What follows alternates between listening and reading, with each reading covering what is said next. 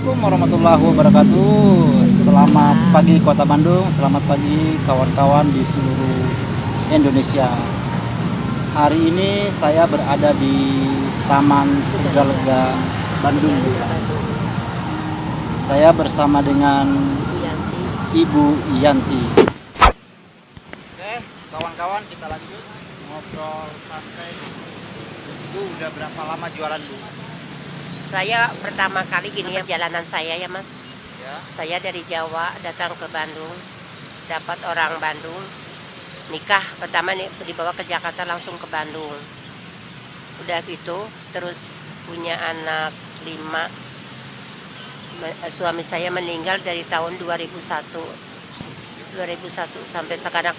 Dari mulai anak masih kecil tuh Mas, yang paling besar tuh baru tamatan SD kelas 1 SMP suami saya meninggal. Suami saya meninggal langsung nggak lama lagi dapat setahun anak saya yang nomor 2 meninggal juga, jatuh. Udah gitu saya kan nggak ada penghasilan ya Mas, anak masih kecil-kecil sekolah gitu gini. Saya jualan di Pertamina, jualan kopi sama nasi kuning sama nasi wuduk. Pertamina mana Bu? Pertamina Gede Bage. Dibagi Iya, ke dari stadion ya? bukan stadion, itu deket Pasar Induk. Pasar Induk masih di Bandung ya? Masih di Bandung juga di Gede Bage. Saya di situ jualan kopi, rokok, nasi kuning, nasi wuduk. Saya jualan di situ. Entah berapa tahun ya Mas saya jualan di situ. Terus lama kelamaan saya tuh keserang tipes. Saya tuh 3 bulan nggak jualan. Yang jualan saya itu direbut sama teman saya sendiri. Teman saya itu orang Solo namanya Mbak Tini, almarhum. Saya kan bincang Mas, aduh gimana Mbak, saya bilang udah Mbak jualan kopi lagi, saya jualan nasi kuning. Oh nggak bisa katanya Yanti, karena Yanti meninggalkan Pertamina udah lama, udah 3 bulan katanya. Saya 3 bulan bukannya saya kemana, tapi kan saya sakit Mbak. Sekarang saya udah sembuh, saya pengen jualan kopi lagi sama nasi buduk, nggak bisa. Akhirnya tuh saya Mas gimana gitu ya, cari uang gimana. Lalu saya jualan kopi lagi di Gede Bage di sini. Ya namanya memang Mas, saya waktu di Pertamina ya Mas jualan tuh paling banyak tuh sehari dapat 500, 700, 300. Kalau di sini Mas sehari dapat 100 juga susah. Itu perjalanan saya itu dari Tahun situ. tahun berapa itu? Yang di mana itu? Yang di sana. Yang di Gede Bage. Kalau nggak salah dari tahun 96 97. 97 itu pertama kali waktu saya jualan di Pertamina Gede Bage. Saya itu gimana Mas cari apa gitu ya, saya tahu ada yang ngasih tahu ayo jualan di Tegalega. Saya masuk ke sini di Tegalega. Tapi namanya orang ya Mas, kalau misalnya nanya Ibu Yanti jualan di mana, katanya jualan di Tegalega. Tapi memang di sini tuh di Tegalega tuh kan jadi istilahnya tuh dari dulunya kan udah jelek ya namanya Tegalega kan. Kalau ditanya jualan di mana Tegalega, dia tuh senyum, disangkanya tuh saya jual diri lah apalah, padahal tidak semua orang begitu gitu. Maksud saya tuh kesan saya tuh begitu Mas. Udah aku dijualan di sini tuh baru mau 1 tahun, dari mulai Agustus di sini tuh. Agustus kemarin nih, jadi belum. 2019 ya? Iya, jadi kalau tahun depan pas saya 1 tahun, nanti bulan Agustus kemarin, besok yang akan datang baru setahun. Jadi selama setahun itu kampanye di daerah sini ya, daerah Tegalega ini ya? Enggak, tadinya di dalam. Di dalam. Karena di dalam ada corona, langsung saya keluar gitu.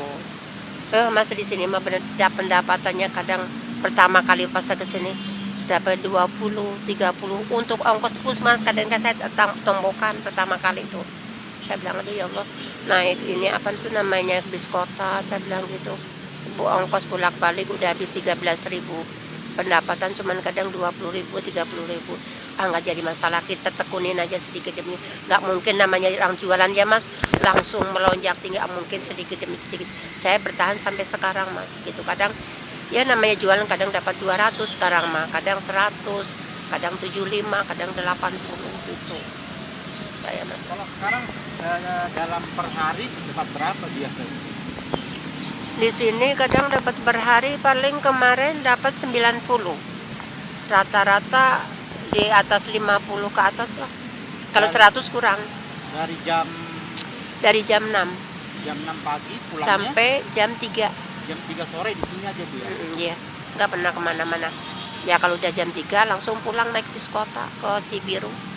Dari Gitu. sini ke Cibiru kalau naik bis kota kena berapa biayanya? Kalau pulang pergi itu 13.000. 12.000. Jadi gini itu Mas, kalau dari Cibiru ke sini itu satu kali yang jurusan Bon Kelapa. Kalau dari ke sini ke sana tiga kali naikan. Dari sini sampai Muhammad Toha sampai ke naik bis kota ke Cibiru. Nanti Cibiru lagi naik angkot lagi 2.000 ke kontrakan. Berarti panjang proses ininya Bu ya. Panjang sekali Mas, saya dulu waktu anak masih kecil-kecil Mas, nggak ada yang orang satupun yang membantu, entah dari keluarga bapaknya, entah keluarga dari saya, nggak ada Mas. Sedangkan saya menghidupin anak di sini sebatang kara Mas. Terus terang, kaki dibikin kepala dibikin kaki, itu benar-benar. Terus udah gitu terus orang tua katanya, kamu dari Bandung ke sini yang diikutin suami sekarang udah meninggal, gimana? Akhirnya anak saya itu yang si Vina itu sama ya, yang si Vina itu sama Agung saya taruh di Jawa. Akhirnya yang kecil itu adanya Vina itu di pesantren. Si Vina karena dia mungkin udah ini dewasa, dia menyusul saya ke Bandung gitu sampai sekarang. Aslinya Ibu? Saya aslinya Jawa. Asli Jawa. Iya, asli Jawa. Kalau suami saya dulu almarhum orang Bandung gitu, orang Sunda ya. Berantau ke Bandung gitu. Saya berantau ke Bandung Mas.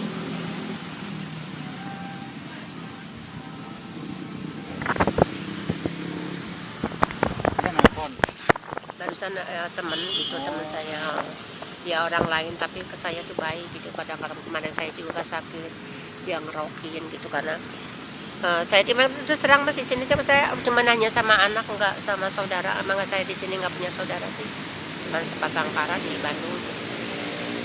Anak yang di sini Udah Pak, biar. Makasih. anak yang di sini Anak si dia namanya Vina di Tegalega. tinggal sama Ibu. Enggak, tinggal sama suaminya di sini. Kalau anak saya yang paling besar itu di Sapan, namanya Riki, ya di sana. Kalau yang nomor 2 di Margahayu, yang 3, yang 4 di sana tuh di Jawa. Aku ya. Berarti Di pesantren. perbedaan waktu sebelum corona dan di masa corona ini penghasilan Ibu jauh ya? Jauh sekali Mas. Pengaruh Bu ya corona ya? Jauh sekali Mas dibandingin sekarang, bener.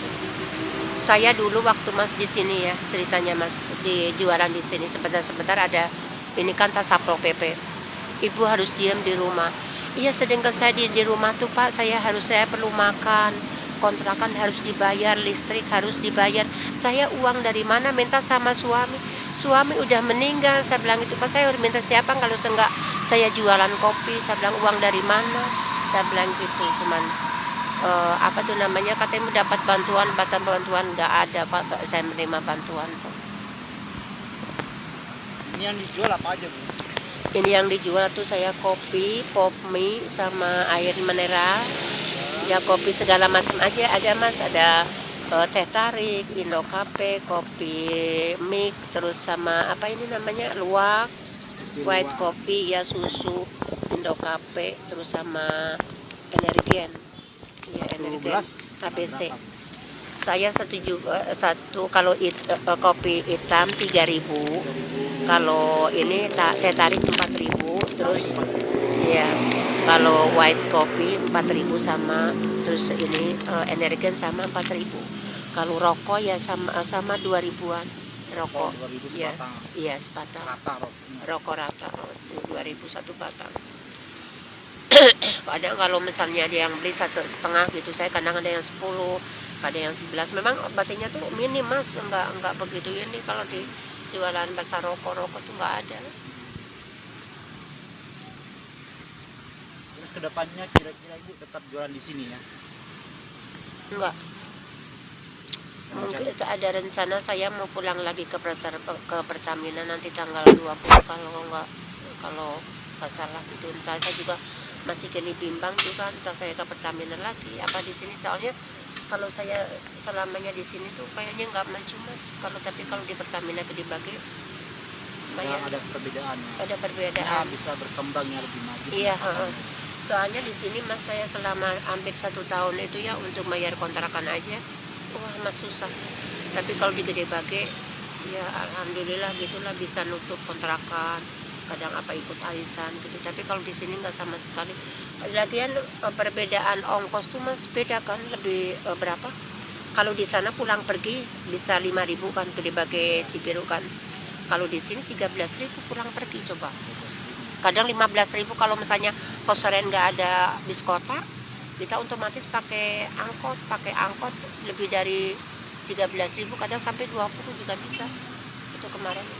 Pendapatan 50. Pendapat 50, iya minimal. 13.000. Iya, udah habis nggak ada itu apa namanya tuh ini untungnya.